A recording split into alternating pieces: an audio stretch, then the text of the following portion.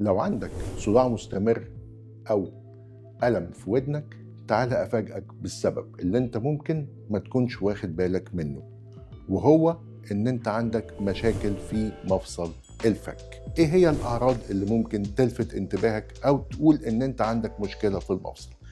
أولها صوت طقطقة من مفصل الفك، ألم في مفصل الفك مسمع ناحية الودن، مش قادر تفتح فكك أو مش قادر تحرك الفم بصورة سليمة، ألم أثناء المضغ. في أغلب الحالات وخاصة لما بتكون في البدايات وعملنا كشف وتشخيص مبكر لمشاكل مفصل الفك، 95% وأكتر من الحالات بتكون بطريقة لا جراحية. الجراحة بقى دي بتيجي في الآخر خالص لو إننا أهملنا الموضوع وما تعاملناش معاه بصورة مبكرة.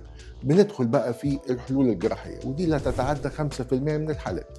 علشان كده دايما بنقول إن علاج المشكلة في بدايتها أسهل بكتير من علاجه في الآخر. لو الأعراض دي مأثرة على يومك وإنت حاسس إن هي مضايقاك في خلال اليوم، يبقى أفضل شيء إنك تعمله تيجي للكشف المبكر، لأن الكشف المبكر بيمنع زيادة المشاكل في مفصل الفك. فتشرفنا في عيادات أندلسية للكشف المبكر والعلاج الأسري.